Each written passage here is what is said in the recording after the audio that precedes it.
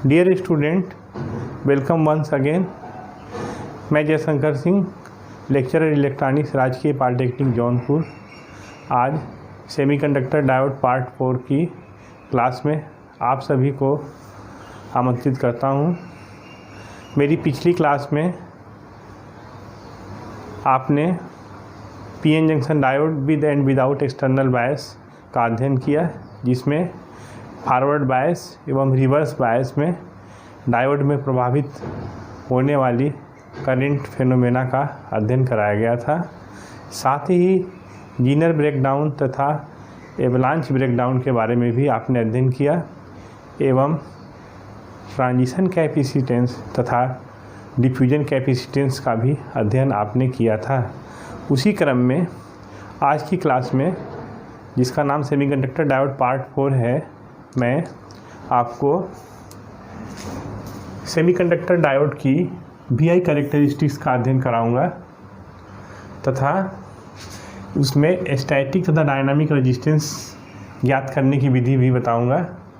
साथ ही एक practical diode तथा आइडियल डायोड में इक्विवेलेंट सर्किट कैसी बनती है, इसका भी आप अध्ययन करेंगे तथा डायोड का जो मुख्य एप्लीकेशन होता है रेक्टिफायर का, उसका भी आज वर्गीकरण पढ़ाया जाएगा एवं हाफ वेव, फुल वेव, जिसमें सेंट्रल टैप एवं ब्रिज रेक्टिफायर होंगे, इनका सर्किट बनाकर इनकी ऑपरेशन तथा प्रक्रिया का अध्ययन करेंगे आप।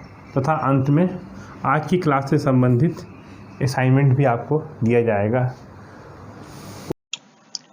सर्वप्रथम नई कैरेक्टरिस्टिक्स पीएन जंक्शन डायोड की लेते हैं और उसे समझाने का प्रयास करते हैं। देखें, डायोड की वीआई कैरेक्टरिस्टिक्स से यह तात्पर्य है कि डायोड की फॉरवर्ड बायस एवं रिवर्स बायस की स्थिति में उस पर आरोपित वोल्टेज एवं उसमें प्रवाहित धारा के मध्य जो ग्राफ प्राप्त होता है, उसे ही उस डायोड की वीआई कैरेक्टरिस्टिक्स कहा जाता है। जनरली वाई एच पर धारा लेते हैं तथा आरोपित वोल्टेज एक्स अक्ष पर लेते हैं। अतः वीआई कैरेक्टरिस्टिक्स के दो भाग हैं, फॉरवर्ड बायस वीआई कैरेक्टरिस्टिक्स एवं रिवर्स बायस कैरेक्टरिस्टिक्स। हम एक एक करके फॉरवर्ड एवं रिवर्स बायस कैरेक्टरिस्टिक्स का अध्ययन आपके सामने प्रस्तुत करते हैं। देखिए, फॉरवर्ड बायस वीआई कैरेक्टरिस्टिक्स में सर्वप्रथम आपको जो डायोड आप लेते हैं उसके एनोड और कैथोड की पहचान करनी होगी।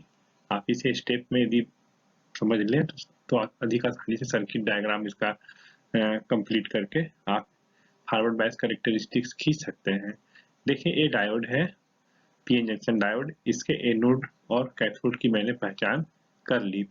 अब एक हम परिपथ बनाते हैं जिसमें एक वेरिएबल बैटरी लिए रहते हैं, एक वेरिएबल पावर सप्लाई की बैटरी लिए होते हैं, जिससे हम डीसी वोल्टेज प्राप्त कर सकते हैं। इसकी धनात्मक सिरे से, इस पावर सप्लाई के वेरिएबल पावर सप्लाई के धनात्मक सिरे से डायोड के एनोड को तथा ऋणात्मक सिरे को डायोड के कैथोड से कनेक्ट करते हैं।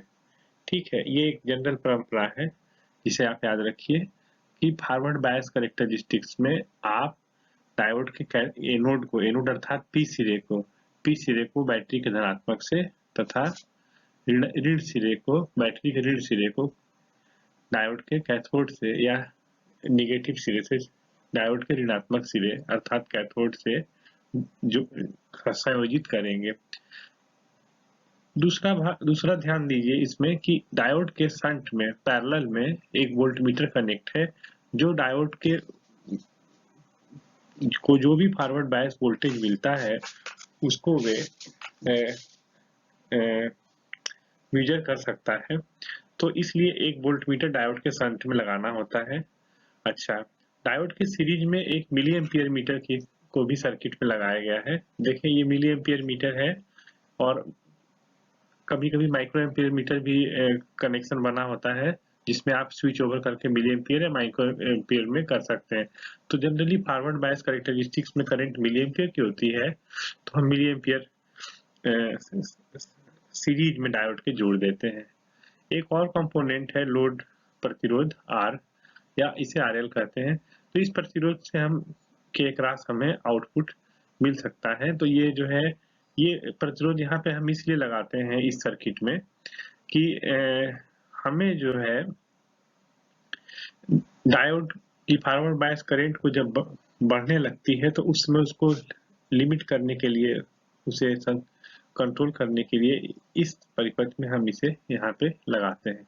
तो फॉरवर्ड बायस कैरेक्टरिस्टिक्स खींचने के लिए हम इस तरह का परिपथ बनाए हैं जिसमें डायोड के एनोड को बैटरी के धनात्मक से, डायोड के कैथोड को बैटरी के ऋणात्मक से, डायोड के पैरेलल में एक वोल्ट मीटर तथा सीरीज में 1 मिली एम्पियर मीटर का कनेक्शन किया जाता है और किस सप्लाई चेंज करते हैं और बैटरी की वोल्टेज को परिवर्तित करते हैं 0.1 वोल्ट के स्टेज में। अब इसमें जो सर्किट कंपोनेंट का अध्ययन आपने इस स्लाइड में कर लिया है, यहाँ से जो बैटरी की वोल्टेज है इसको हम परिवर्तित करेंगे 0.1 वोल्ट, 0.2 वोल्ट और 0.3 वोल्ट के पद में और करस्पॉन्डिंग वोल्ट मीटर की रीडिंग एक टेबल बना लेना होगा आपको, जिसमें एक वोल्ट मीटर की रीडिंग लिखेंगे और दूसरे टेबल में किसका लिखेंगे, जो करंट मिली एम्पियर मीटर से जो मिल रही है उसको। तो देखिए टेबल कैसे बनाते हैं उसे मैं, और उसी के अनुसार जो ग्राफ आता है वो भी आपको दिखाई देगा। टेबुलर ग्राफ में आप 0.1 वोल्ट के स्टेप से जैसे जैसे वोल्टेज बढ़ाते जाएंगे तो यहाँ पे इस तरह से ग्राफ पे उसको लेंगे तो 0.1 वोल्ट, 0.2 वोल्ट, इस पे कोई करंट की वैल्यू मिल रही है क्या ग्राफ से देखने पे? नहीं। देखिए ये जो फॉरवर्ड करंट को मैंने इस दिशा में दिखाया है और जो फॉरवर्ड वोल्टेज है उसको मैंने एक्स एक्स पे दिखाया है। तो इसमें जब करंट की बात आपसे शुरू कर रहे हैं, बता रहे हैं, तो डायोड एक ऐसा कंपोनेंट, एक्टिव कंपोनेंट है जिसमें धारा एक दिशा में ही बहती है, अर्थात फॉरवर्ड बायस डायोड है तो धारा की दिशा बैटरी के धनात्मक से निकलकर डायोड से होते हुए बैटरी के ऋणात्मक सिरे की ओर आएगी, ये परिपथ पूरा होगा। तो इसमें मुख्य यही है कि जो डायोड है वो एक ही दिशा में करंट देगा, तो अभी फॉरवर्ड बायस में ही करंट देगा, तो ये ऊपर की ओर वाई एक्सिस की ओर करंट को दिखाया गया है। लेकिन 0.1 वोल्ट, 0.2 वोल्ट और 0.3 वोल्ट ऐसे जब वैल्यूज आप दे रहे हैं तो आपको एक विदित है मेरी पिछली क्लास में कि डायोड में बैरियर पोटेंशियल होता है जो कि मेजॉरिटी कैरियर के प्रवाह को तो सामान्य अवस्था में फ्लो को रोकता है। तो हमारा यदि बैटरी से जो आरोपित वोल्टेज है वे बैरियर पोटेंशियल से जिस समय ज्यादा होगा उसी समय डायोड की में करंट फ्लो होगी और मिली एम्पियर मीटर में रीडिंग आ जाएगी। तो देखें ये जो बैरियर पोटेंशियल है उसको ओवरकम करने के लिए जो हम फॉरवर्ड बायस वोल्टेज देते हैं उसे कट इन वोल्टेज कहते हैं या नी वोल्टेज कहते हैं। ये लगभग उतना ही होता है जितना कि बैरियर पोटेंशियल होता है। तो बैरियर पोटेंशियल की वैल्यू से अधिक वोल्टेज जैसे ही यहाँ फॉरवर्ड बायस पर आरोपित होता है हमें धारा का प्रवाह मिली एम्पियर मीटर से मिलने लगता है और उस करंट को हम नोट करके हम ग्राफ बनाते हैं, ग्राफ खींचते हैं, आरोपित वोल्टेज और आरोपित करंट में बिंदुओं को मिलाते हुए हम इस तरह से ग्राफ हमें प्राप्त होता है। ये 0.3 वोल्ट जर्मेनियम के लिए है और ये वैल्यू 0.7 वोल्ट जिसे नी वोल्टेज कहते हैं ये सिलिकॉन के लिए है। तो इन दोनों के लिए ग्राफ जो है हमें चरघातांकी प्राप्त होता है, लीनियर ग्राफ नहीं प्राप्त होता है। ओम के नियम का पालन धारा और वोल्टेज के बीच में नहीं होता है। ओम का नियम जो है वह कंपोनेंट फॉलो करते हैं जो लीनियर होते हैं। तो डायोड से जो करंट मिलती है वे एक नॉन लीनियर करंट है, एक्सपोनेंशियल करंट है। आपने मेरी पिछली क्लास में देखा है कि वे करंट कितनी होती है, I equal to I not e to the power q V upon n k T minus 1। तो इस तरह से ये जो है फॉरवर्ड बायस करंट आपको प्राप्त हो रही है और करेक्टरिस्टिक्स वी आई करेक्टरिस्टिक्स आपने खींचा है यहाँ पे। और ये इस ग्राफ में देखें तीन भाग हैं, ओ ए बी तथा B C. O A B तथा बी सी। ओ ए में कोई धारा नहीं प्रभावित हो रही है क्योंकि उस समय नी वोल्टेज से हम कम वोल्टेज पे हैं, बैरियर पोटेंशियल से कम वोल्टेज पे फॉरवर्ड बायस वोल्टेज दिया गया है। जैसे जैसे फॉरवर्ड बायस वोल्टेज बढ़ता जाता है बैरियर पोटेंशियल से कहीं कुछ ज्यादा वोल्टेज पे पहुंचते हैं तब से ही डायोड कंडक्ट कर जाता है और हमें करंट ए बी प्राप्त होती है जो धीरे धीरे बढ़ती हुई दिखाई गई। लेकिन ये वोल्टेज स्टेप में हम और ज़्यादा थोड़ा-सा बढ़ाएँ तो करंट बहुत तीव्र गति से बढ़ती है। तो ये चरघातांकी या एक्स्पोनेंशियल इंक्रीज है और इसी के लिए लिमिट करने के लिए हम अपने सीरीज में एक परिपथ में एक resistance R generally 1 kilo ohm तक का लगाए रहते हैं, जिससे कि करंट यदि ज़्यादा भी हो जाए तो मेरा डायोड क्या है, ये डायोड जो आपका है ये सुरक्षित रहे। तो जर्मेनियम के लिए नी वोल्टेज या कट-इन वोल्टेज 0.3 वोल्ट, सिलिकॉन के लिए नी वोल्टेज या कट-इन वोल्टेज 0.7 वोल्ट और धारा डायोड एक देशीय धारा का संचालन करता है अतः धारा की दिशा बैटरी के धन सिरे से ऋण सिरे की ओर। और इसमें कंडीशंस क्या है फॉरवर्ड बायस के लिए, फॉरवर्ड बायस कैरेक्टरिस्टिक्स खींचने के लिए कि डायोड के एनोड को बैटरी के धन सिरे से तथा कैथोड को बैटरी के ऋण सिरे से जोड़ के हम संयोजन करते हैं और लेते हैं। तो इसको जो है तो संक्षेप में एक्सप्लेन भी किए हैं और जो है ये स्टेप्स यहाँ पे दिखाए जा रहे हैं कि 0.3 वोल्ट या 0.7 वोल्ट से आगे हमें जो है धारा मिलेगी जो AB से प्रदर्शित है और इसके पहले OA में हमें धारा नहीं मिलेगी। और चूंकि करंट की equation IF = I naught e⁻⁴ forward bias current होती है, तो इसलिए उस समय चरघातांकी एक्सपोनेंशियल करंट PC के द्वारा दिखाया गया है जो कि बहुत तीव्र गति से बढ़ेगी और इसे ही संतुलित करने के लिए ये R प्रतिरोध सीरीज में R प्रतिरोध भी लगा है। आप देखें कि जो है एक डायोड जो है रिवर्स बायस में करेंगे और उसकी भी हम VI कैरेक्टरिस्टिक्स खींचने का प्रयास करेंगे। डायोड को रिवर्स बायस करने में हम दी गई सर्किट जो हमारी है उसमें डायोड का संयोजन बैटरी से इस प्रकार करते हैं कि डायोड का कैथोड जो है बैटरी के धनात्मक से तथा डायोड का जो एनोड है वे बैटरी के ऋणात्मक सिरे से जुड़ा होता है। और एक परिवर्तन और करते हैं, ये तो आपने संयोजन में परिवर्तन किया है और हम इस बार माइक्रो एम्पियर मीटर ही लेते हैं क्योंकि करंट का मान बहुत ही कम होता है, नियत होता है और बहुत कम होता है, अर्थात करंट ज्यादा वेरी नहीं करती है। शुरू में जो करंट प्राप्त हो जाती है वही करंट हमें ब्रेकडाउन के पहले तक मेंटेन रहती है और वोल्टमीटर में कोई चेंज नहीं है। हाँ, अब आपको अधिक रेंज का वोल्टमीटर लेना होगा क्योंकि पीछे फॉरवर्ड बायस में आपके वोल्टमीटर यदि 1 या 2 वोल्ट तक के भी थे तो भी आपको फॉरवर्ड कैरेक्टरिस्टिक्स खींच सकते हैं, लेकिन रिवर्स बायस की कैरेक्टरिस्टिक्स खींचने के लिए वोल्टमीटर कम से कम 12 या 15 वोल्ट की रेंज का आपको या इससे भी ज्यादा रेंज का लेना चाहिए। सो ये है कंपोनेंट रिवर्स बायस के जो सर्किट के कंपोनेंट हैं, एक माइक्रो एम्पियर मीटर, शंट में वोल्ट मीटर, एक वेरिएबल पावर सप्लाई जो अब कहीं अधिक वोल्टेज की होनी चाहिए, कम से कम आपको ऐसी पावर सप्लाई जो 20 से लेकर 30 वोल्ट तक की हो और फॉरवर्ड बायस में कितने तक की थी आपकी 5 वोल्ट तक की भी पावर सप्लाई से आप फॉरवर्ड बायस खींच सकते थे। और ये पावर सप्लाई यहाँ पे कुछ अधिक वोल्टेज की आपको चाहिए क्योंकि रिवर्स बायस में आप निगेटिव वोल्टेज को बहुत अधिक वैल्यूज तक बढ़ाने की आवश्यकता होती है, कम से कम 10 वोल्ट या उससे भी ज्यादा।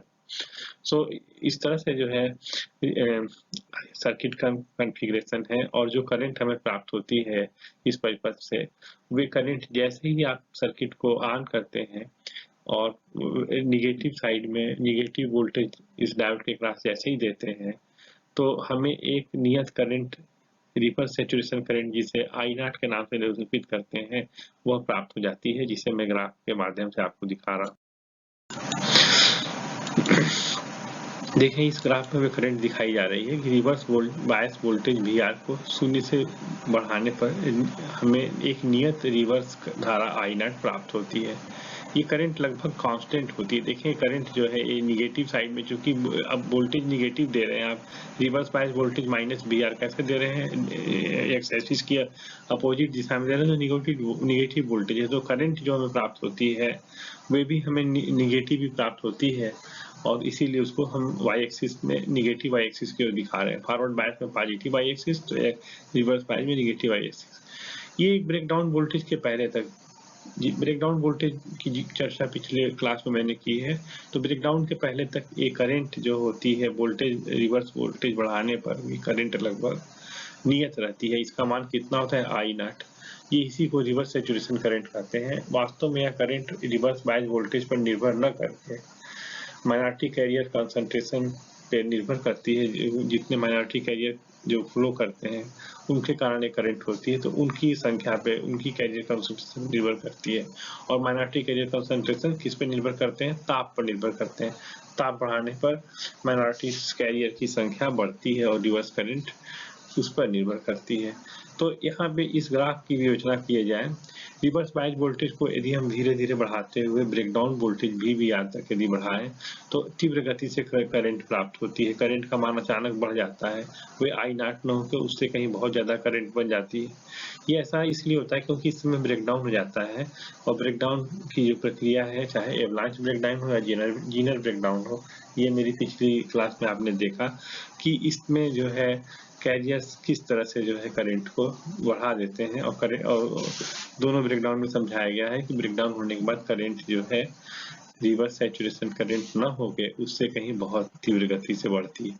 तो ये जो है रिवर्स बायस में जो है VI कैरेक्टरिस्टिक्स है। अब हमारा लक्ष्य ये है कि दोनों बायस, फॉरवर्ड बायस और रिवर्स बायस को जो आपको जो है कैरेक्टरिस्टिक्स को दिखाएं और उसको देखें। आप देखें यहाँ पे जो है इस ग्राफ में जो है एक्स एक्सिस ऋणात्मक दिशा में फॉरवर्ड बायस वोल्टेज तथा एक्स एक्सिस ऋणात्मक दिशा में रिवर्स बायस वोल्टेज अप्लाई किया हूँ। धनात्मक करंट जो है फॉरवर्ड बायस में मिली एम्पियर रेंज में वाई एक्सिस धनात्मक दिशा में, तथा रिवर्स बायस करंट जो है उसे जो है नीचे निगेटिव वाई एक्सिस की ओर ग्राफ में माना गया है। और फॉरवर्ड बायस कैरेक्टरिस्टिक्स सिलिकॉन के लिए 0.7 वोल्ट पे और रिवर्स बायस कैरेक्टरिस्टिक्स जो है इस तरह से दिखाया गया है। यहाँ पे जो VBR वैल्यूज जो है, ये वैल्यूज 30 वोल्ट या उससे कहीं ज़्यादा होती है जर्मेनियम के में, और सिलिकॉन में कहीं और भी ज़्यादा होती है। तो ये घटना तो लैब में आपको बहुत ही मुश्किल है देखना कि आप ब्रेकडाउन देख पाएँ लैब में, क्योंकि आपकी जो पावर सप्लाई होती है 30 वोल्ट से ज़्यादा आप निगेटिव उसमें नहीं दे पाते हैं। तो इस तरह से एक ग्राफ यहीं तक हम लैब में देख पाते हैं, और इसके नीचे हम प्रैक्टिकल करते समय नहीं दिखा पाते आपको, क्योंकि ब्रेकडाउन कहीं उससे ज़्यादा वोल्टेज पे होता है। फिर भी VI कैरेक्टरिस्टिक्स से जो है हम इस ग्राफ से इस डायोड की स्टैटिक रेजिस्टेंस जिसे स्टैटिक प्रतिरोध हिंदी बोलते हैं, गत्यात्मक प्रतिरोध की भी गणना कर सकते हैं, जो भी मैं आगे आपको समझाऊंगा। और यहाँ पे दिखा दूं कि फॉरवर्ड बायस करंट की इक्वेशन क्या है और रिवर्स बायस करंट की यहाँ तक ब्रेकडाउन के पहले तक की इक्वेशन क्या है। तो देखिए करंट की मूल इक्वेशन जो है I = I0 e⁻⁴ है। जब हम V = VF लेते हैं, अर्थात Q VB में यहाँ V बराबर VF लेते हैं, तो हमें फॉरवर्ड बायस करंट प्राप्त होती है। उस समय जो है हम जो है I0 को निगलेक्ट कर देते हैं, -I0 को। तो जो मेजॉरिटी कैरियर कारण जो मुख्य करंट है फॉरवर्ड बायस की, उसकी वैल्यू कितनी होती है? IF = I0 e⁻⁴ पुनः जब हम V बराबर -VR रखते हैं, V बराबर -VR यदि आप रखते हैं, रिवर्स बायस वोल्टेज रखते हैं, तो उस समय ये पद चरघातांकी पद 1 बन जाता है और ये लगभग नगण्य होता है। तो उस समय इसे नेग्लेक्ट कर देते हैं, तो करंट कितनी जाती है? IR = -I0, और वे IR = -I0 यहाँ पे चित्र में प्रदर्शित है, और ये नियत करंट है। तो जब ब्रेकडाउन के बाद ये करंट ऐसे फ्लो करती है जिसे 30 वोल्ट की पावर सप्लाई तक लैब में देखना मुश्किल है, और यदि मेरे पास निगेटिव पावर सप्लाई हो 30 वोल्ट से ज़्यादा, तो ये आप अपनी लैब में जर्मेनियम के लिए निश्चित रूप से देख सकते हैं। सिलिकॉन के लिए कहीं उससे भी ज़्यादा वोल्टेज की रिवर्स बायस वोल्टेज की आवश्यकता होती है। तो इस तरह से जो है VI कैरेक्टरिस्टिक्स की आपने जो है एक डायोड के गुण को देखा, और इसका उपयोग जो है इनकी पैरामीटर्स को ज्ञात करने में करते हैं। आए देखें, VI कैरेक्टरिस्टिक्स आपको ज्ञात हो गया, तो अब आप इसके गुण, डायोड के गुण का अध्ययन करें। तो अब इसमें जो है इनके 2 गुण होते हैं, स्टैटिक और डायनामिक रेजिस्टेंस। हम एक-एक करके इसकी परिभाषित करेंगे और इसकी गणना कैसे करते हैं ये आपको समझाएंगे। देखिए, जब डायोड परिपथ में DC धारा प्रवाहित हो रही हो, तो उस समय जो है हम स्टैटिक प्रतिरोध की गणना कर सकते हैं। देखिए डायोड परिपथ में डीसी और एसी दोनों तरह की धाराएं प्रवाहित हो सकती हैं। कभी केवल डीसी प्रवाहित हो सकती है और कभी एसी और डीसी दोनों प्रवाहित हो सकती हैं। तो डीसी धारा से डायोड कंडक्ट कर जाता है और एसी धारा से उतना ही उसमें एबव जो होता है वैल्यू जो ऊपर सुपर इम्पोज होती है डीसी के ऊपर, उतने रेंज से डायोड की वोल्टेज और करंट भी चेंज होती है। तो स्थैतिक प्रतिरोध में तो सर्किट जो डायोड की होती है उसमें कोई एसी सोर्स होता ही नहीं है। तो जो सोर्स होता है वह केवल डीसी सोर्स होता है। तो डीसी सोर्स के आधार के ही उपलब्धता के आधार पर देखिए स्थैतिक प्रतिरोध की गणना VI कैरेक्टरिस्टिक ग्राफ से भी कर सकते हैं और सूत्र से भी। सूत्र क्या है? RDC अर्थात R static resistance is equal to diode के अक्रॉस वोल्टेज अपान सर्किट में करंट VD अपान ID। अभी आपने परिपथ देखा पीछे, इसमें धारा फ्लो हो रही थी और करंट भी आ रही थी। तो आप स्टैटिक रेजिस्टेंस किसी भी समय किसी भी बिंदु पर ग्राफ पे RDC निकाल सकते हैं। ये एक पॉइंट फंक्शन होता है। इस बिंदु जैसे ग्राफ में आपने फॉरवर्ड बायस कैरेक्टरिस्टिक्स बनाई है और रिवर्स बायस कैरेक्टरिस्टिक्स बनाई है, तो ग्राफ के किसी भी बिंदु पे आप स्टैटिक प्रतिरोध निकाल सकते हैं और इसकी वैल्यू जो है RDC is equal to VD upon ID होंगी उस बिंदु से जिस बिंदु पे निकाल रहे हैं। तो पॉइंट फंक्शन है अर्थात एक बिंदु से दूसरे बिंदु पे इनकी वैल्यू चेंज हो सकती है। तो आप बिंदु ए पर आप RDC की वैल्यू निकालें। देखिए बिंदु ए पर से प्रतिरोध RA हो जाएगा V1 अपान I1। ये वोल्टेज कितना है V1, ये करंट कितनी है I1। ऐसे ही बिंदु बी पर यदि निकालें तो ये V2 अपान I2 होगा। वोल्टेज कितना है V2 और करंट कितनी है I2। तो इस तरह से जो है आप स्थैतिक प्रतिरोध RA और RB किन्हीं भी दो बिंदुओं पे निकाल लिए। ये दोनों बिंदु फॉरवर्ड बायस के क्षेत्र में है। इनकी एक लगभग आंकिक वैल्यू भी आपको मैं बता दूं। जैसे V1 यदि आपने यहाँ पे जो है 1 वोल्ट लिया है और करंट यदि मिली एम्पियर में है तो वोल्ट अपान मिली एम्पियर ये जो है इस वैल्यू को यदि फॉरवर्ड बायस में गणना करें तो लगभग 100 ओम के आसपास ये वैल्यू जा सकती है। 100 ओम या 200 ओम के आसपास या 50 ओम के आसपास। तो इस रेंज में इसकी 100 ऑफ ओम में ये वैल्यू जाती है। लेकिन यदि आप कोई रिवर्स बायस का बिंदु लें और वहां पर सपोज करें कि ये -5 वोल्ट पे आप निगेटिव वोल्टेज पे निकाल रहे हैं और करंट उसमें कितनी है माइक्रो एम्पियर की रेंज में, क्योंकि रिवर्स बायस करंट किस रेंज में होती है अभी आपको बताया है, तो माइक्रो एम्पियर की रेंज में होती है। तो ये जो है ये जो वैल्यू जा रही है रिवर्स बायस में स्टैटिक प्रतिरोध की या स्थैतिक प्रतिरोध की, ये मेगा ओम में आ रही है। किस में आ रही है? मेगा ओम में। तो एक निष्कर्ष आपको निकल जाता है ग्राफ से कि फॉरवर्ड बायस में जो है प्रतिरोध डायोड का स्थैतिक प्रतिरोध कम होता है और रिवर्स बायस में वो स्थैतिक प्रतिरोध क्या होता है? बहुत ज्यादा। उसको मैंने यहाँ नोट्स में दे दिया है। फॉरवर्ड बायस में स्थैतिक प्रतिरोध को RF तथा रिवर्स बायस में स्थैतिक प्रतिरोध को RR से यदि निरूपित करें तो RR की वैल्यू RF से कहीं बहुत ज्यादा होती है। RF 100 ओम में होते हैं तो RR मेगा ओम्स में होते हैं। मेगा ओम्स मतलब उससे कहीं 10,000 गुना भी ज्यादा या 1,000 गुना ज्यादा। तो इस तरह से हम डायोड जो फॉरवर्ड बायस में होते हैं तो उनके प्रतिरोध कम होते हैं और जब डायोड रिवर्स बायस में होते हैं तो उनके प्रतिरोध कहीं बहुत ज्यादा होते हैं। और मैं आगे आपको डायोड की अप्रॉक्सीमेशन इक्विवेलेंट सर्किट समझाऊंगा, जिसमें फॉरवर्ड बायस में हम डायोड को शॉर्ट सर्किट मान लेते हैं, अर्थात फॉरवर्ड बायस में प्रतिरोध बहुत ही कम होता है और रिवर्स बायस को हम ओपन सर्किट मानते हैं क्योंकि रिवर्स बायस में कहीं बहुत ज्यादा प्रतिरोध होता है। तो ये गणना थी स्थैतिक प्रतिरोध की। अब प्रतिरोध की बात करें, एक डायोड का डायनामिक प्रतिरोध क्या होता है और उसकी गणना कैसे करते हैं ग्राफ से एवं सूत्र से। देखें मैंने पहले ही कहा कि डायोड में यदि केवल डीसी सोर्स है तो स्थैतिक प्रतिरोध की गणना करेंगे, ठीक है। लेकिन डायोड में यदि डीसी के साथ साथ एसी सोर्स है तब हम उस समय उसे डायनामिक प्रतिरोध कहेंगे और ये एक औसत मान के चारों ओर होता है, अर्थात इसमें एवरेज वैल्यू प्राप्त करते हैं। जब डायोड परिपथ में डीसी के साथ एसी सोर्स भी उपस्थित हो तो धारा के औसत मान में परिवर्तन होता रहता है, ठीक है। एक रेंज बन जाती है डीसी के ऊपर एसी सुपर इम्पोज होने की भी मैं आपको थोड़ा समझा सकता हूँ। यहाँ पे देखें कि ये एक रिफरेंस लाइन है और इसमें जो है ये एक डीसी यदि इसके ऊपर एक ये डीसी सप्लाई है, इसके ऊपर यदि कोई एसी वोल्टेज आपने अध्यारोपित किया, तो सपोज कीजिए कि ये एसी इस पे अध्यारोपित हो गया, तो आपको एक रेंज मिल गई। ये रेंज से एसी डीसी के ऊपर एसी इतनी रेंज से ये ओवरलैप करेगा, ठीक है। इतने सुपर इम्पोजिशन डीसी पे एसी का हुआ है, तो इस रेंज से आपकी प्रॉपर्टीज करंट की और वोल्टेज की इस रेंज में चेंज होगी। इस रेंज में करंट और वोल्टेज की प्रॉपर्टीज क्या होगी, चेंज होगी। तो आप जो वैल्यूज निकालेंगे करंट और वोल्टेज की, वे जो वैल्यूज आएंगी और उसके कारण जो प्रतिरोध आएगा वो कौन सा मान आएगा, वे औसत मान आएगा। वे कौन सा मान आएगा और उसको हम कौन सा मान कहेंगे, उसे हम औसत मान कहेंगे।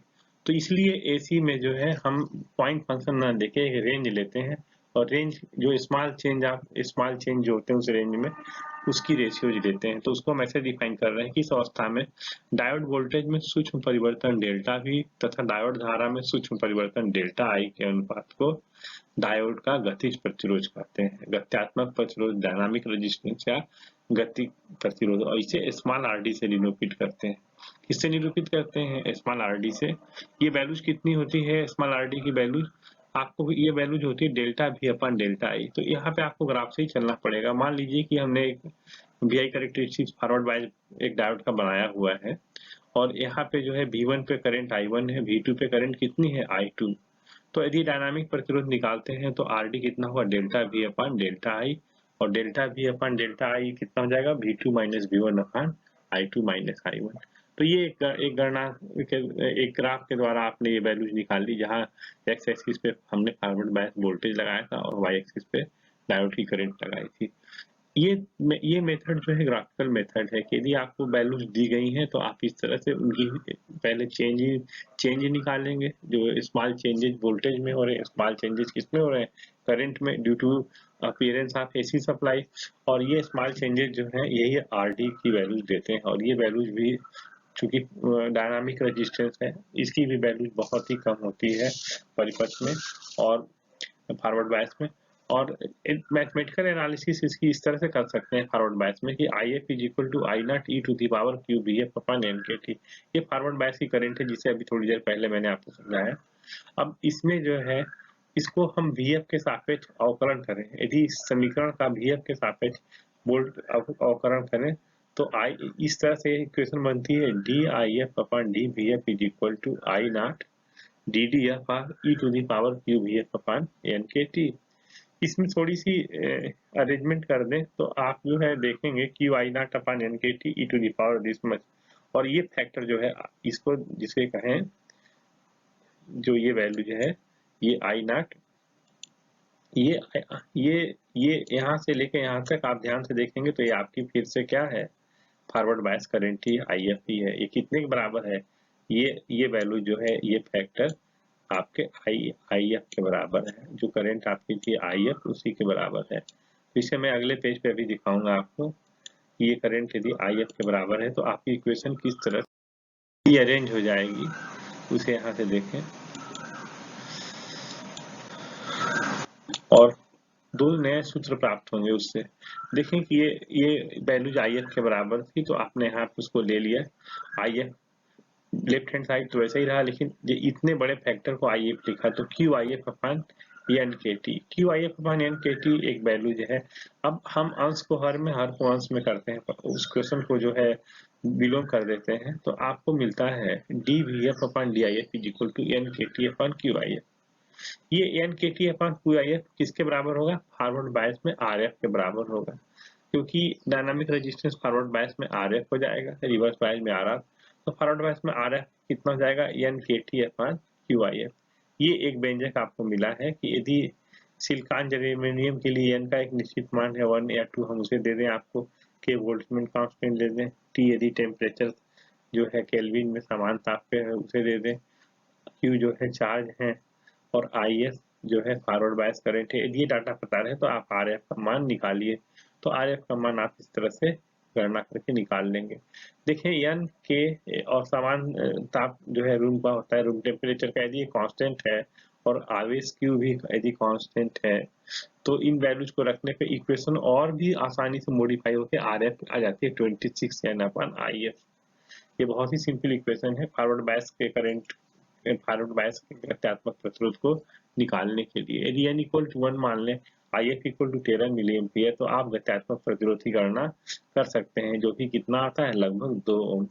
तो ये चीज छोटे से अध्ययन में आपने स्टैटिक और डायनामिक रेजिस्टेंसेस को और उनकी प्रॉपर्टीज को देखा और उनकी गणना कैसे करते हैं सूत्र के द्वारा, ये भी आपने सीख लिया। इस पे छोटे न्यूमेरिकल क्वेश्चन आपको दिए जाएंगे असाइनमेंट में, जिन्हें करिएगा।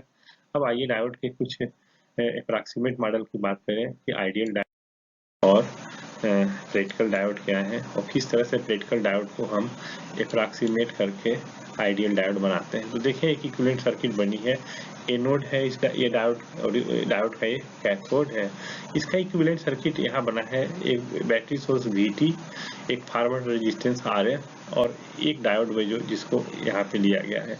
VT इसलिए लिया गया है कि एक डायोड एक बैरियर पोटेंशियल से ज्यादा वोल्टेज पर ही धारा प्रवाह करता है, और जब डायोड कंडक्ट कर जाता है तो उस समय फॉरवर्ड बायस में जो डायनामिक रेजिस्टेंस या जो भी उसके रेजिस्टेंसेज हो जैसी सप्लाई के अनुसार, तो उसका मान RF वो भी नेग्लेक्ट हम नहीं करते, उसको भी सर्किट में ले लेते हैं। तो 3 मेन भाग हुए, खुद डायोड, एक उसके साथ छोटी सी पावर सप्लाई बैटरी जो कि काल्पनिक ही है, और एक प्रतिरोध जो उस समय उसके साथ जुड़ा रहेगा। तो ये सर्किट में हम यदि डायोड को हम सीधे डायोड जैसा न लेके इन दोनों को भी हमें लेना पड़ता है यदि हम उसे अप्रॉक्सीमेट नहीं किए हैं। तो गणितीय गणना में सुविधा के लिए और एकदम अत्यंत कम वैल्यू है जैसे RF है इनकी, तो इनको यदि हम सर्किट में नेग्लेक्ट करते हैं, इसे ही अप्रॉक्सीमेशन कहा जाता है कि आइडियल डायोड का अप्रॉक्सीमेशन। डायोड जो है प्रैक्टिकल न हो के आइडियल है और उसको अप्रॉक्सीमेट करना करते हैं। तो वे कैसे करते हैं, फॉरवर्ड बायस में हम ये इस पूरे डायोड को 60 मान लेते हैं। देखिए ये 60 कर दिया है। फॉरवर्ड बायस में हमें करंट फ्लो करती है तो डायोड के अक्रॉस वोल्टेज भी 0 मानते हैं, ये भी वैल्यूज बराबर ही। तो इस तरह से हम इसको 60 मान लेते हैं। 60 इसलिए मानते हैं क्योंकि फॉरवर्ड बायस का जो प्रतिरोध होता है, अभी आपने पीछे भी देखा, वो इतना ज्यादा नहीं होता है, बहुत कम होता है, 100 आप ओम या उससे भी कम होता है, तो इसलिए उसको हम 60 मानते हैं। ये एक अप्रॉक्सीमेशन ही है, ठीक है, जिससे गणितीय गणनाएं आसानी से हो जाए, इसीलिए इसको अप्रॉक्सीमेट मॉडल भी कहा गया है। यहाँ पे देखिए इसे अप्रॉक्सीमेट मॉडल इसीलिए कहा गया है। नाउ यदि रिवर्स बायस वोल्टेज लगाया गया है, तब वो डायोड में करंट जो है रिवर्स सैचुरेशन करंट ही फ्लो करती है, जिसका मान बहुत कम माइक्रो एम्पियर में होता है। तो इस अवस्था में है इतना कम करंट होने के कारण हम उसे कोई वोल्टेज ड्रॉप नहीं लेते और डायोड को हम ओपन सर्किट मानते, क्योंकि कोई भी करंट उसमें फ्लो नहीं करती। तो इस तरह की अप्रॉक्सीमेट कर देने से जो है डायोड की सर्किट इजी हो जाती है और मैथमेटिकल ऑपरेशन भी आसान होते हैं। तो ये एक प्रॉपर्टी है जिसे कहते हैं अप्रॉक्सीमेट मॉडल, इससे आप गणितीय गणना करने में आपको आसानी होगी। अब कुछ डायोड के एप्लीकेशन की बात करें, डायोड का डायोड का क्या उपयोग है, तो देखिए डायोड, बहुत तरह के डायोड होते हैं और सब स्पेशल पर्पस डायोड भी होते हैं जिनके उपयोग अलग अलग हैं। हम यहाँ पे जनरल जो सबसे व्यवहारिक उपयोग जो डायोड का है, पी इंजेक्शन डायोड का, वे रेक्टिफायर में है कि एक डायोड जो है रेक्टिफायर की तरह कार्य करता है। तो इस उपयोग को हम लेंगे। सबसे पहले आपको रेक्टिफायर समझाएंगे, रेक्टिफायर क्या होता है और डायोड के संयोजन के आधार पर, डायोड की संख्या के आधार पर हम कितने तरह के रेक्टिफायर बना सकते हैं। तो देखिए रेक्टिफायर एक ऐसा डिवाइस है जो AC वोल्टेज या AC करंट को DC वोल्टेज में कन्वर्ट करता है। तो इस रेक्टिफायर का निर्माण हम डायोड से करते हैं, ठीक है। ये है रेक्टिफायर की वे दी गई AC सप्लाई या AC वोल्टेज को या AC करंट को वो DC वोल्टेज या DC करंट में बदल देता है, कन्वर्ट कर देता है। तो ये गुण रेक्टिफायर का है। और रेक्टिफायर बनते किससे हैं, रेक्टिफायर कहाँ से आते हैं, तो रेक्टिफायर हम जनरल बेसिक रेक्टिफायर जो है वे हम डायोड से बनाते हैं, और डायोड की संख्या और संयोजन के आधार पर ये half wave rectifier, full wave central type और full wave bridge type rectifier होते हैं। तो इन्हीं 3 रेक्टिफायर का अध्ययन आपको कराते हैं एक एक करके क्रम से। सबसे पहले जो है हाफ वेव रेक्टिफायर लेते हैं, फिर फुल वेव, सेंट्रल टाइप और फिर उसके बाद ब्रिज रेक्टिफायर, और अंत में इनका तुलनात्मक अध्ययन। एक हाफ वेव रेक्टिफायर में सर्किट कनेक्शंस कैसे हैं और संक्रियाएं या ऑपरेशंस कैसे हैं, इसको समझने का प्रयास करिए। सबसे पहले देखिए कि रेक्टिफायर सर्किट में किस किस कंपोनेंट की उपकरणों की आपको आवश्यकता है। तो किसी भी रेक्टिफायर में जो कि एसी से डीसी सप्लाई बनाते हैं, उसमें हमारा मेन कंपोनेंट एक डायोड है। ठीक है, तो डायोड पहला कंपोनेंट है। दूसरा कंपोनेंट जो है इसमें, जहाँ से आप एसी आती है, जो एसी का स्रोत है, वे एसी कहाँ से आप ले सकते हैं? बैटरी से नहीं, एसी आपको एक ट्रांसफार्मर से मिल सकती है।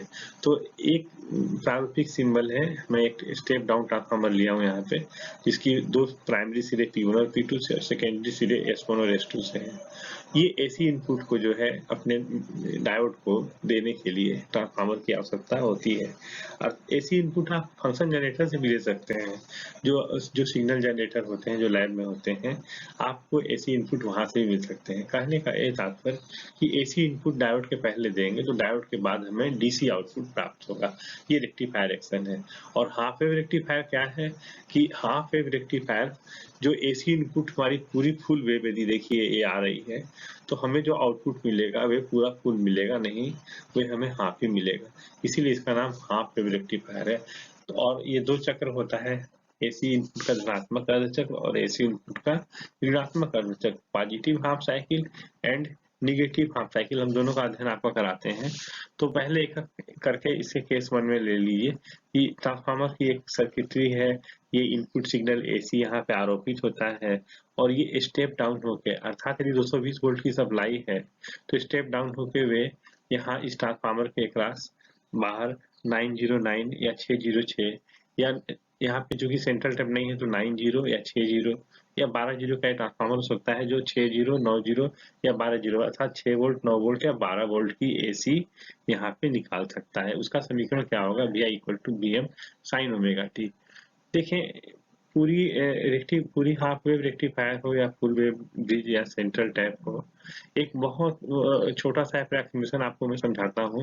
वो क्या है कि जो इनपुट आप देंगे, जितनी इनपुट की मैग्नीट्यूड होगी, जैसे VI = VM sin omega t, तो इनपुट सिग्नल की मैग्नीट्यूड कितनी है? VM है। इसका मैक्सिमम वैल्यू कितना है? VM। तो जो आउटपुट सिग्नल प्राप्त होगी, जो आउटपुट प्राप्त होगा, उसका मैक्सिमम एम्पलीट्यूड भी कितना होगा? V0 का मैक्सिमम एम्पलीट्यूड कितना होगा? VM होगा। और V0 का नेचर क्या होगा, ये देखना होगा आपको। तो इसमें ये भी बताना जरूरी है कि जो आउटपुट होता है वे लगभग इनपुट के तुल्य ही होता है। तो उसको कैसे दिखा सकते हैं? उसको हम अपनी सर्किट में गणितीय गणना करके दिखा सकते हैं, करंट फ्लो को लेके, के बहने को लेके। देखें, तो इसके लिए हम केस 1 ये लेते हैं कि फॉर पॉजिटिव हाफ साइकिल, अर्थात करंट तब बहेगी जब डायोड कंडक्ट करेगा, जब डायोड कंडक्ट नहीं करेगा तो करंट नहीं बहेगी।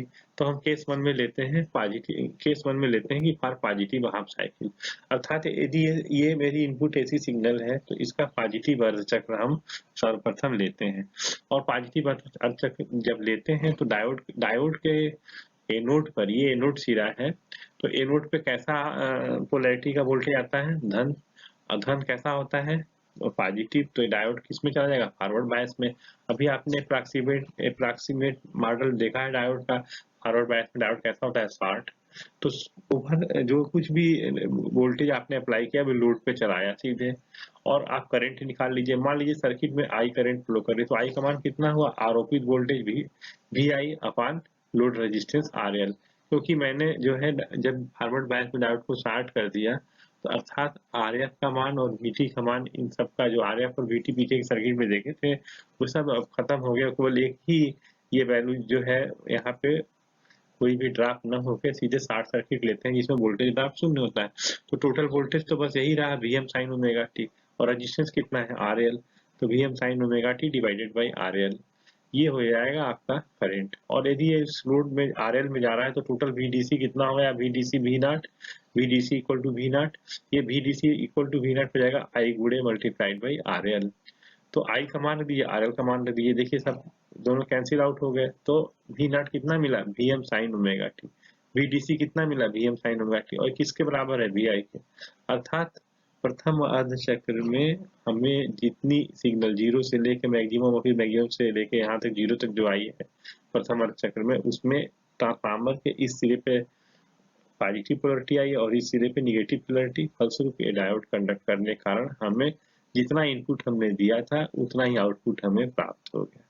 अर्थात एक हाफ वेव रेक्टिफायर के पॉजिटिव अर्थ फैक्टर में जैसा हाफ वेव तक इनपुट आया था, जैसे 0 से पाई, पाई से 2 पाई, यदि अभी ग्राफ दिखाए तो 0 से पाई, पाई से 2 पाई, तो 0 से 2 पाई एक पूरी वेव है, लेकिन हाफ वेव कितनी, 0 से पाई, तो आउटपुट कैसा मिलेगा आपको, 0 से पाई, ये कहना चाह रहे हैं कि कैसा मिलेगा, 0 से पाई। अब हम केस 2 में निगेटिव हाफ साइकिल लेते हैं। क्या लेते हैं, निगेटिव हाफ साइकिल लेते हैं। देखिए जब निगेटिव हाफ साइकिल लेंगे तब इस पे पोलैरिटी चेंज हो जाएगी। यहाँ ट्रांसफार्मर के सेकेंडरी में जो S1 टर्मिनल है वहाँ पे पोलैरिटी निगेटिव होगी और S2 टर्मिनल पे पोलैरिटी क्या होगी, पॉजिटिव। क्योंकि डायोड का जो एनोड है वह अब निगेटिव पोलैरिटी से मिल रहा है, संयोजित हो रहा है, तो निश्चित रूप से अब वो डायोड रिवर्स बायस में जाएगा, और रिवर्स बायस में जब जाएगा तो हमारी ओपन सर्किट हो जाएगी।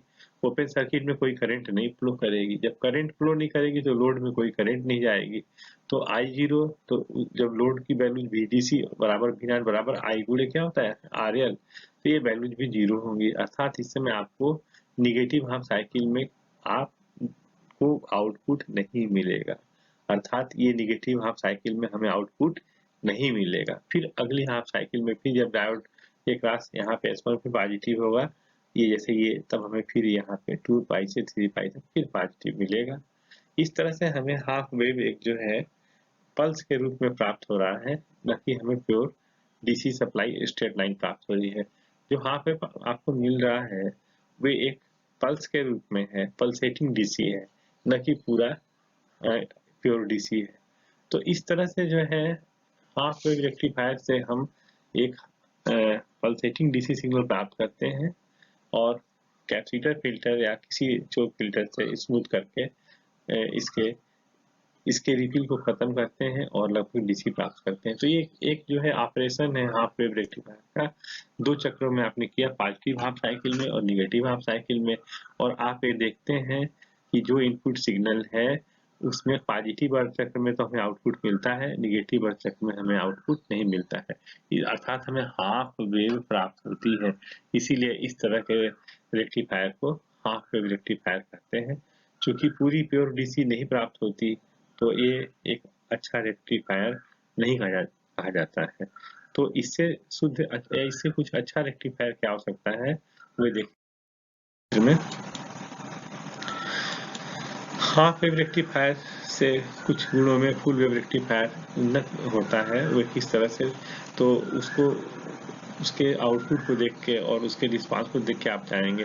सबसे पहले सेंट्रल ट्रांसफार्मर का इस्तेमाल होता है, वहाँ पे हम एक जनरल ट्रांसफार्मर इस्तेमाल कर सकते हैं, जैसे 9 0, 6 0 या 12 0 आउटपुट पे। यहाँ पे हम ऐसा ट्रांसफार्मर नहीं लेंगे, यहाँ पे हम फुल वेव रेक्टिफायर की डिजाइन कर रहे हैं तो सबसे पहले हमें एक सेंट्रल टैप ट्रांसफार्मर लेना पड़ेगा। ठीक है, सेंट्रल टैप ट्रांसफार्मर में क्या है कि हम वाइंडिंग, जो सेकेंडरी वाइंडिंग होती है ट्रांसफार्मर की, उसके मध्य से हम कहीं से जो है एक छोर और निकाले रहते हैं, दो सिरों के अलावा एक सिरा हम और प्राप्त किए रहते हैं। इसमें 2 मुख्य सिरे S1 और S2 होते हैं, जैसे पहले भी थे। इन दोनों सिरे पे पिछली बार केवल एक डायोड आपने लिया था, लेकिन इस बार आप क्या करेंगे, दोनों सिरे से एक डायोड जो है इनके एनोड को जोड़ते हुए बाहर निकालेंगे। फिर इन दोनों डायोड के सिरों को हम एक कॉमन बिंदु बना लेते हैं और उससे हम एक लोड प्रतिरोध RL लगाते हैं, और इस RL का कनेक्शन हम ऐसे ही कर देते हैं कि जो बीच में सेंट्रल टैप निकला हुआ था उससे इसको हम जोड़ देते हैं। ऐसा इसलिए करते हैं कि पूरी वाइंडिंग ट्रांसफार्मर की 2 भागों में विभक्त कर दी गई है। आधे वाइंडिंग से जो है एक डायोड की सर्किट पूरी हो रही है और आधे वाइंडिंग से बची हुई आधे वाइंडिंग से दूसरे डायोड की सर्किट पूरी हो रही है। अर्थात यदि कोई ऐसी सिग्नल है जो साइनोसाइडल सिग्नल जो इस ट्रांसफार्मर के आउटपुट सेकेंडरी से निकल के इन डायोड पे जाएगी, तो अपनी पोलैरिटी के अनुसार डायोड को फॉरवर्ड और रिवर्स बायस कर सकती है।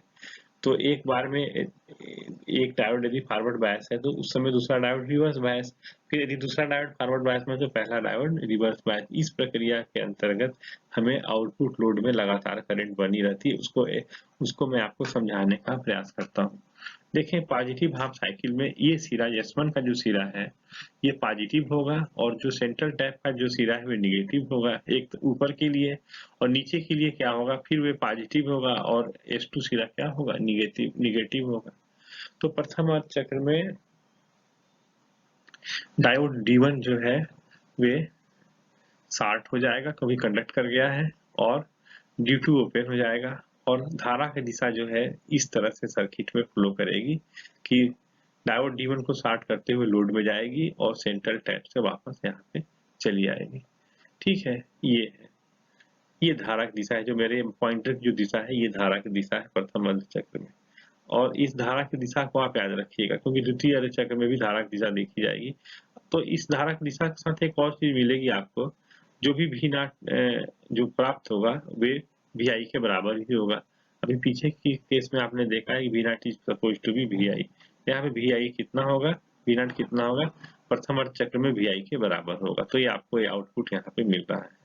ये 0 से लेके पाई तक का यदि वेरिएशन हुआ है, VI आया है, तो आउटपुट भी 0 से लेके पाई तक का आपको मिल रहा है। ऐसा इसलिए क्योंकि डायोड D1 ही कंडक्ट किया था और खुद शॉर्ट होके सर्किट को कंप्लीट कर दिया था। अब क्या है कि हम द्वितीय अर्ध चक्र में, द्वितीय ऋणात्मक अर्ध चक्र में, जैसे प्रथम धनात्मक अर्ध चक्र में ये सिचुएशन बनती है, तो प्रथम जो है ऋणात्मक अर्ध चक्र में क्या होगा, ये ऋणात्मक अर्ध चक्र है और निगेटिव हाफ साइकिल। तो इसमें देखें कि डायोड D1 अब ओपन सर्किट हो जाएगा क्योंकि यहाँ पे S1 पोलैरिटी कैसी है, निगेटिव, और फिर यहाँ पे S2 पोलैरिटी कैसी है, पॉजिटिव। तो इस कारण से डायोड D1 तो ओपन सर्किट होगा, लेकिन अब इस बार D2 शॉर्ट हो जाएगा। जब D2 शॉर्ट होगा तो देखिए पथ जो धन से ऋण की ओर जो धारा बहती है कैसे बहेगी, D2 से होते हुए इस रास्ते से लोड में जाएगी और लोड में से फिर जब वो निकलेगी तो ऐसे होते हुए ट्रांसफार्मर की के सेंट्रल टैप पहुंच जाएगी। अब केस 1 में भी लोड में धारा की दिशा ऊपर से नीचे की ओर थी, केस 2 में भी लोड में धारा की दिशा ऊपर से नीचे की ओर थी। तो केस 2 में एक अंतर आया है हाफ वेव से कि यहाँ पे धारा मिल रही है, वहां पे केस 2 में धारा नहीं मिल रही थी, यहाँ पे केस 2 में धारा आपको मिल रही है।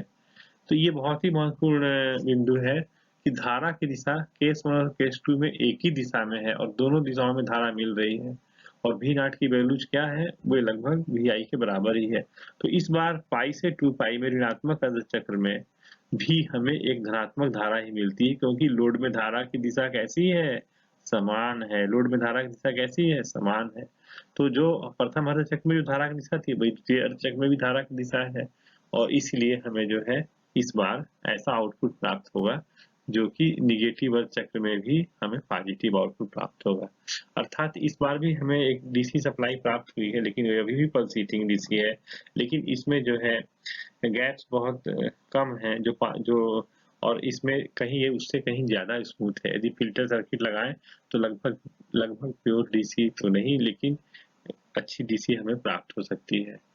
और एक बिंदु मैं यहाँ पे आपसे डिस्कस करना चाहता हूँ, प्रॉपर्टीज में है इसके, कि पीक इनवर्स वोल्टेज क्या होता है और हाफ वेव और फुल वेव। चूंकि आपने फुल वेव भी पढ़ लिया और हाफ वेव भी पढ़ लिया, हाफ वेव की जो है सेंट्रल टैप से आधी सर्किट जो होती है फुल वेव में भी हाफ वेव जैसी होती है, और पूरी सर्किट ले लें तो फुल वेव बनती है।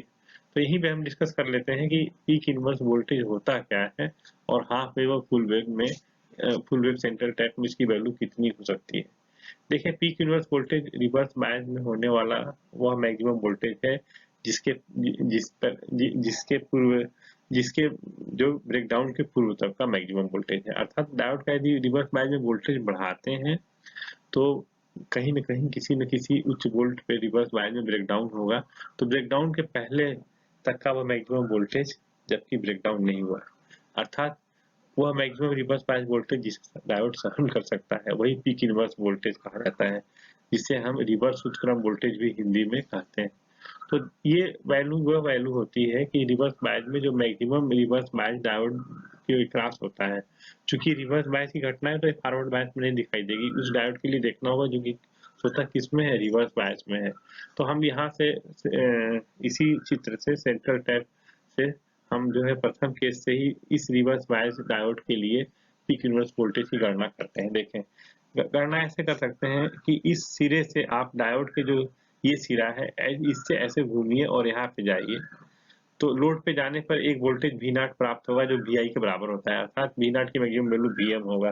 तो एक ड्रॉप आपको यहाँ से यहाँ मिलता है लोड के क्रॉस Vm, और ऐसे घूमते चले जाइए इधर। तो यहाँ पे जो है सेंटर टैप से नीचे की ओर आके फिर उसी डायोड के सिरे पे आइए, तो ए भी Vm, अर्थात जब आप पूरे डायोड के क्रॉस मूव करते हैं तो एक Vm और प्लस एक और Vm, ये भी Vm ही है। इनपुट सप्लाई का maximum voltage V0 is equal to Vi Vm sin omega t, V0 is equal to Vm sin theta या sin ओमेगा टी। तो एक Vm आपको यहाँ पे मिल गया और एक Vm आपको यहाँ पे मिल गया, ये दो Vm होता है। चूंकि रिवर्स बायस में हो रहा है तो हम जो है डायोड के क्रॉस चूंकि रिवर्स बायस है तो हम इसे -2 Vm करते हैं, लेकिन मैग्नीट्यूड में ये धन 2 Vm ही है। मैक्सिमम वोल्टेज रिवर्स बायस का कितना, रिवर्स बायस में पीक इनवर्स वोल्टेज कितना है सेंट्रल टैप में, तो आप इस सिरे से चलिए यहाँ से यहाँ तक एक ड्रॉप आया वोल्टेज का V0, और V0 किसके बराबर है Vm के, और फिर यहाँ से यहाँ तक सेंट्रल टैप पे उस पे जिसपे की डायोड जो है रिवर्स बायस हुआ है, वो भी कितना है, ये भी Vm ही है, तो 2 Vm कहा जाएगा। यदि ये हाफ वेव सर्किट होती तो केवल एक डायोड होता है, तो एक डायोड की यहीं से आप केवल एक ही सर्किट ले लीजिए हाफ वेव की, मान लीजिए कि अपनी हाफ वेव यदि डिस्कस करना चाहते हैं इसी में, तो ये सर्किट केवल रहती एक डायोड की, दूसरी डायोड रहता ही नहीं यहाँ से यहाँ तक। और इसको यदि आप रिवर्स बायस में से ओपन कर देते तो इसके क्रॉस यदि वोल्टेज नापते तो कितना आता, केवल Vm के बराबर। तो PIV पर हाफ वेव कितना होगा Vm, PIV पर फुल वेव सेंट्रल टैप कितना होगा 2 Vm। इसे भी कहीं नोट कर लीजिए, और निश्चित रूप से ये कहीं उससे अच्छी स्मूथ डीसी है। अभी हम कंपैरिजन का ब्रीफ डिस्कशन करेंगे आपसे आगे की स्लाइड्स में, ब्रिज सेतु के बाद, सेतु दृष्टिकारी के बाद। तो पूर्ण तरंग दृष्टिकारी और अर्ध तरंग दृष्टिकारी, ये आपको बेसिक इसके क्लियर हो गए। अब एक और दृष्टिकारी है जिसे हम सेतु है, उसकी सर्किट डायग्राम और उसका ऑपरेशन प्रक्रिया आपको समझाने का प्रयास करते हैं। देखिए सेंट्रल टैप में 2 डायोड लिए गए थे, और इस बार एक ब्रिज या फुल वेव रेक्टिफायर एक ऐसी सर्किट है जिसमें हमें सेंट्रल टैप ट्रांसफार्मर की जरूरत नहीं है, हम एक सामान्य ट्रांसफार्मर से ही काम कर सकते हैं, अपनी गतिविधि चालू कर सकते हैं। ये ब्रिज रेक्टिफायर का एडवांटेज है कि आउटपुट तो फुल वेव रेक्टिफायर का ही देता है, लेकिन यहाँ पे सेंट्रल टैप ट्रांसफार्मर की जरूरत नहीं है। जैसा ट्रांसफार्मर आपने हाफ में भी लिया था, आप वैसे ही ट्रांसफार्मर से ब्रिज सर्किट को भी डिजाइन कर सकते हैं। तो यहाँ पे देखें कि हमने 4 डायोड लिए हैं, D1, D2, D3 और D4। तो डायोड की संख्या जो सर्किट कंपोनेंट है वे 4 हो जाएंगे, और एक लोड रेजिस्टेंस लिया है। अब हम आपको एक एसी सिग्नल लेते हैं, ये एसी सिग्नल हमने लिया है, और हर पॉजिटिव हाफ साइकिल या प्रथम धनात्मक अर्ध चक्र में इसका व्यवहार ये डायोड सर्किट कैसे करते हैं इसी सिग्नल से समझाने का प्रयास करते हैं। तो जब देखिए, जब ट्रांसफार्मर की सेकेंडरी पे धन सप्लाई उपस्थित होती है हाफ प्रथम अर्ध चक्र में या पॉजिटिव हाफ साइकिल में, तो इस सिरे पे पॉजिटिव पोलैरिटी आती है। ये जो सिरा है, जो धारा का सिरा दिखाई दे रहा है, ये पॉजिटिव पोलैरिटी लेके आता है। और पॉजिटिव पोलैरिटी क्या करता है, डायोड D1 का लोड इससे जुड़ा होता है तो डायोड D1 कंडक्ट कर जाता है। डायोड D4 का कैथोड इससे जुड़ा होता है तो ये रिवर्स बायस में चला जाता है। सिमिलरली ये निगेटिव सिरा है पावर सप्लाई का प्रथम अर्ध चक्र में, जो यहाँ से आके जुड़ा है। यहाँ पे डायोड D3 के कैथोड से निगेटिव जुड़ा है, ठीक है, लेकिन डायोड D2 के एनोड से जुड़ा था, इसलिए D2 भी ओपन सर्किट हो जाता है, जैसे D4 अभी ओपन सर्किट हुआ था। तो ये दोनों ओपन सर्किट रहते हैं। डायोड D3 को जो है इसके कैथोड को निगेटिव सप्लाई मिल रही है, तो निश्चित रूप से कंडक्ट कर जाएगा। इस सर्किट डायग्राम को ध्यान से देखें तो यहाँ पे जो है आउटपुट आपने कैसे लेना है, आउटपुट जो है इस विपरीत सिरे जो जहाँ से दोनों डायोड शुरू हुए थे वहां से लेते हैं, और जहाँ पे दोनों डायोड आगे मिले थे इनके मध्य में आउटपुट की सर्किट बनाते हैं, RL लोड यहीं लगाते हैं। तो एट ए टाइम जब प्रथम अर्ध चक्र में 2 डायोड कंडक्ट किए हैं, 2 डायोड कंडक्ट किए हैं, और उन दोनों डायोड के कंडक्ट करने के कारण लोड में करंट बहेगी, उसको मैं आपको समझाने का प्रयास कर रहा हूँ। तो देखिए इनपुट सिग्नल का प्रथम अर्ध चक्र में ये सिग्नल दिया गया, D1 कंडक्ट किया, धारा की दिशा ट्रांसफार्मर से D1 में गई, D1 से देखें धारा लोड में गई, और लोड में जाने के बाद ये धारा जो है डायोड D3 के एनोड से प्रवेश करते हुए और फिर कैथोड से बाहर निकलकर और ट्रांसफार्मर की सेकेंडरी के दूसरे सिरे पे जाके मिल जाती है और सर्किट क्लोज हो जाता है। तो ये 2 डायोड को कंडक्ट कराती है, D1 और D3 को लोड से गुजरती है और फिर अंत में ट्रांसफार्मर की सेकेंडरी पे।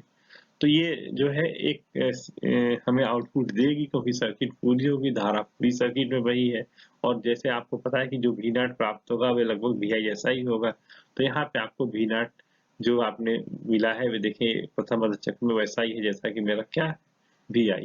यदि ये Vi है तो हमें V0 भी एकदम वैसा ही प्रथम अर्धचक्र में मिल जाएगा। अब द्वितीय अर्धचक्र में क्या होगा उसके लिए मैं आपको दिखाना चाहता हूँ। ये देखें, ये द्वितीय अर्धचक्र में ये सर्किट बना जो थोड़े से जो सुधार हुए हैं वो ये है कि अब जो है S1 और S2 की पोलैरिटी चेंज हो जाएगी। अब S1 निगेटिव और S2 क्या हो जाएगा पॉजिटिव। ट्रांसफार्मर का ये कॉन्फ़िगरेशन चेंज होगा पोलैरिटी का, और S1 जो है सेकेंडरी का जो S1 सिरा है वह अब निगेटिव हो जाएगा और S2 सिरा क्या हो जाएगा पॉजिटिव।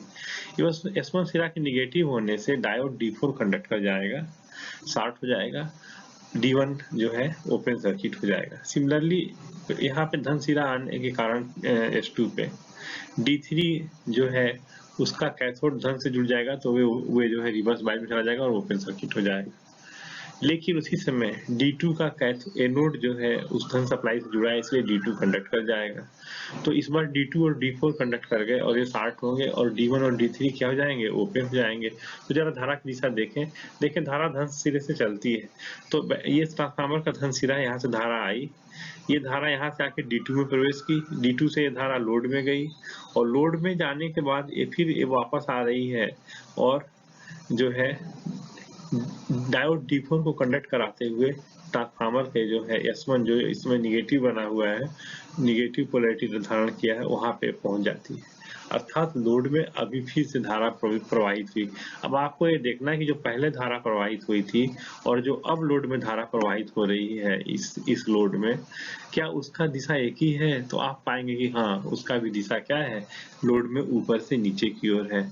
अर्थात इस बार हमने निगेटिव वोल्टेज दिया, उसके कारण डायोड की पोलैरिटी बदल गई और दूसरे डायोड कंडक्ट किए पेयर ऑफ डायोड D2 और D4, लेकिन लोड में धारा की दिशा सेम ही है, अर्थात आउटपुट जो है पहले जैसा ही है। तो 0 से पाई तक जो आउटपुट ये मिला, पाई से 2 पाई तक पोलैरिटी चेंज होगी तो भी आउटपुट कैसा मिल रहा है ऊपर की ओर ही। तो जैसा सेंट्रल टैप ट्रांसफार्मर में आपको फुल वेव सर्किट में जो आउटपुट मिला वही ब्रिज में भी मिला। और जो है हम कैपेसिटर फिल्टर या कॉइल फिल्टर लगा के इससे कहीं अच्छा एक स्मूथ सप्लाई प्राप्त कर सकते हैं, क्योंकि अभी तो इसमें पल्सेज भी हैं, ठीक। लेकिन इसमें यहाँ पे PIV पीक इनवर्स वोल्टेज केवल VM के बराबर होता है, इसको समझिए। आइए देखिए, आप वह वोल्टेज यह है पीक इनवर्स वोल्टेज की जिसको डायोड ब्रेकडाउन के पहले सहता है। तो यहाँ कोई एक ओपन सर्किट डायोड को हम लेते हैं, मान लीजिए कि ये डायोड रिवर्स बायस में है तभी तो ओपन सर्किट है। अब हम इस डायोड के क्रॉस घूम जाएंगे, पूरा इसके इस सिरे से घूमते हुए हम जाएंगे और हमें पाएंगे कि इसका कितना रिवर्स बायस वोल्टेज आ रहा है। तो देखिए बहुत आसानी से देख के समझने का प्रयास करिए। मान लीजिए कि आप इस सिरे से घूमे तो एक रिवर्स बायस वोल्टेज है -Vi, इसकी मैक्सिमम वैल्यू कितनी है -Vm।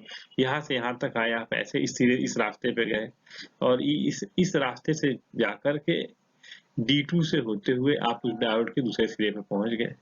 यहाँ से चले थे D1 के इस सिरे से, ऐसे घूमे -Vm मैक्सिमम एम्पलीट्यूड मिला आपको, फिर यहाँ से ऐसे घूमते हुए आ रहे हैं, यहाँ से आए ऐसे और D2 के क्रॉस ऐसे होके फिर D1 पे चले गए।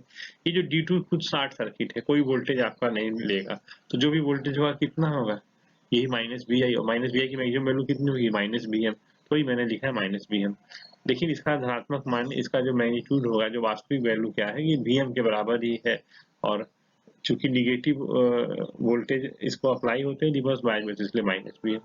लेकिन सर्किट का आउटपुट कैसा है, हमेशा मिलेगा आपको, या मैंने यहाँ सेकेंड हाफ सेकंड में दिखा दिया। तो ये रहा ब्रिज रेक्टिफायर, जो कहीं सेंट्रल टैप ट्रांसफार्मर की भी अभी इसमें आवश्यकता नहीं होती।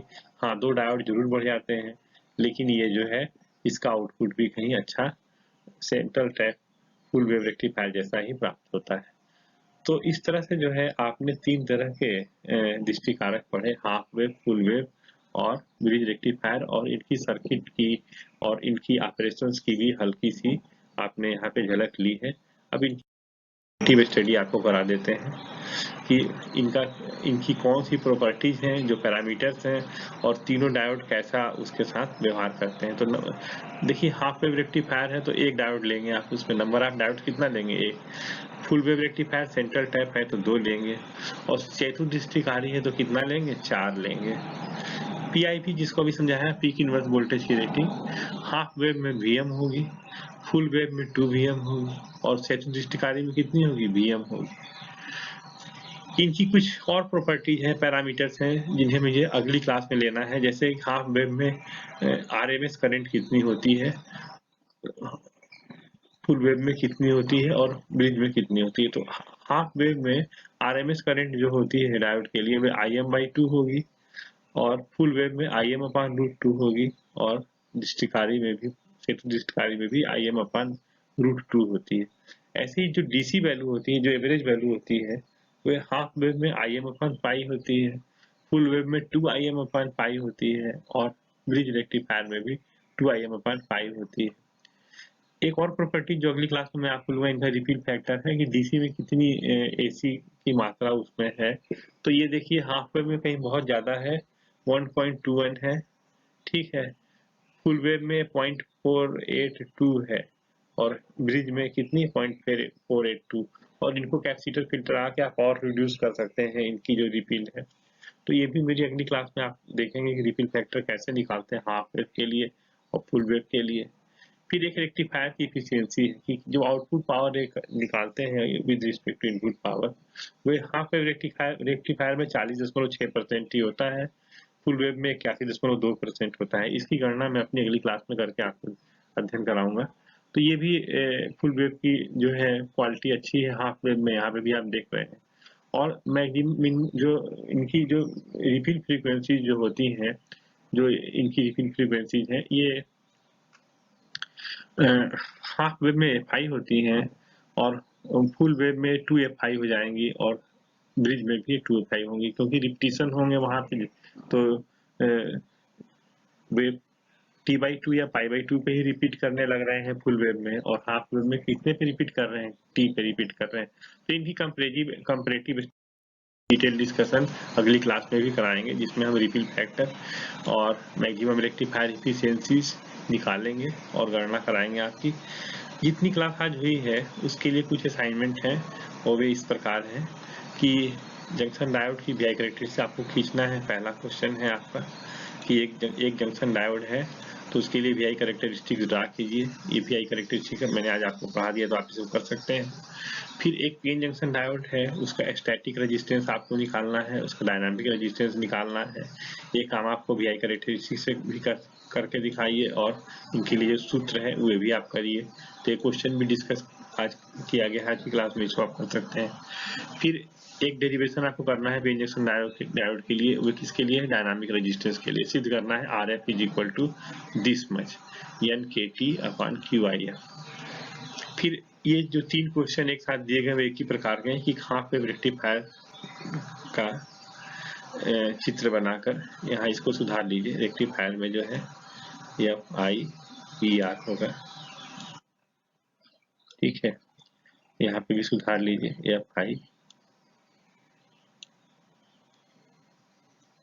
और यहाँ पे भी FI/PR।